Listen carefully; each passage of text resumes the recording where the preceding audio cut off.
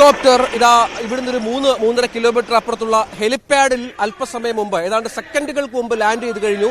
ആ ദൃശ്യങ്ങളാണ് ഇപ്പോൾ പ്രേക്ഷകർ കണ്ടുകൊണ്ടിരിക്കുന്നത് എന്നാണ് എനിക്ക് മനസ്സിലാകുന്നത്. അല്പം മുമ്പാണ് ഈ സ്റ്റേഡിയത്തിന് മുകളിലൂടെ ആ ഹെലികോപ്റ്റർ ഹെലിപാഡിലേക്ക് പോയത്. ഇനി മിനിറ്റുകൾ മാത്രമാണ് ബാക്കിയുള്ളത്.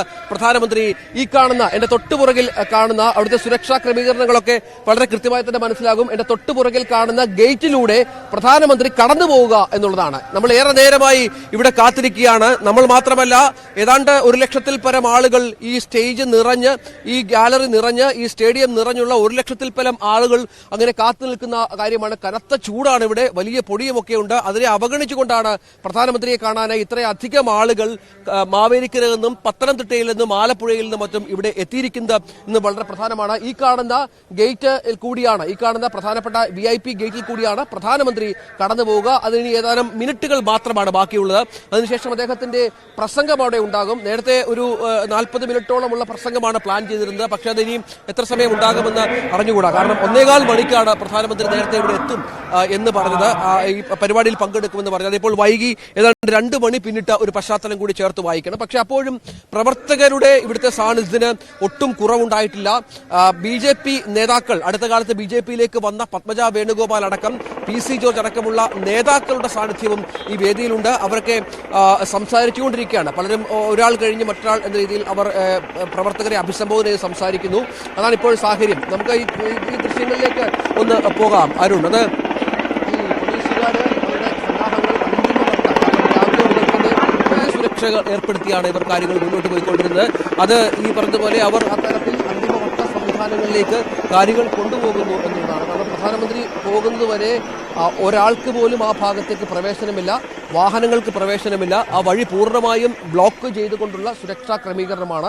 ഈ മേഖലയിലുള്ള കടകളൊക്കെ പൂർണ്ണമായും പോലീസ് അടപ്പിച്ചു കഴിഞ്ഞു. രാവിലെ മുതൽ തന്നെ ഈ കടകളൊന്നും പ്രവർത്തിക്കുന്നില്ല. ഈ റോഡിലൂടെ കടന്ന് പ്രധാനമന്ത്രി ആ പ്രധാന വേദിയിലേക്ക് എത്തും അല്പസമയത്തിനകം എന്നാണ്. നമ്മൾ അതിനായി കാത്തിരിക്കുകയാണ്. നമുക്ക് തൊട്ടടുത്ത് ഏതാണ്ട് ഒരു 50 മീറ്റർ 60 മീറ്റർ അകലെ കൂടിയാണ് പ്രധാനമന്ത്രി കടന്നു പോകുന്നത് എന്നുള്ളതാണ്. നമുക്കത് പ്രേക്ഷകർക്കായി ആ ദൃശ്യം കാണിക്കാം എന്ന് കരുതുന്നു. ഏതായാലും നമുക്കറിയാം പത്തനംതിട്ട മണ്ഡലത്തിന്റെ പ്രാധാന്യം, അത് വളരെയധികം പ്രാധാന്യമുള്ള ഒരു മണ്ഡലമാണ് പത്തനംതിട്ട രാഷ്ട്രീയമായി. ഇവിടെ 3 മുന്നണികൾക്കും പ്രധാനപ്പെട്ട സ്ഥാനാർത്ഥികൾ മത്സരരംഗത്തുണ്ട്.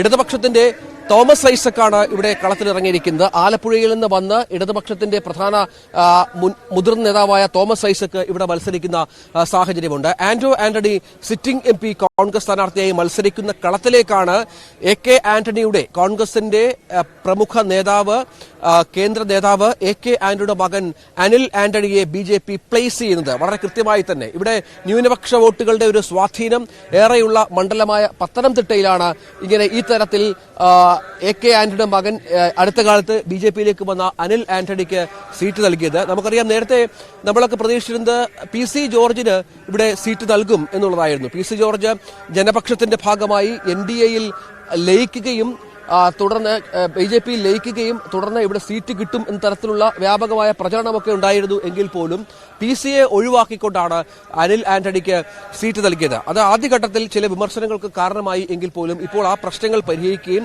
PC ജോർജ് തന്നെ ഈ വേദിയിൽ അനിൽ ആന്റണിക്കൊപ്പം വേദി പങ്കിടുകയും ചെയ്യുന്ന സാഹചര്യം ഇവിടെയുണ്ട്.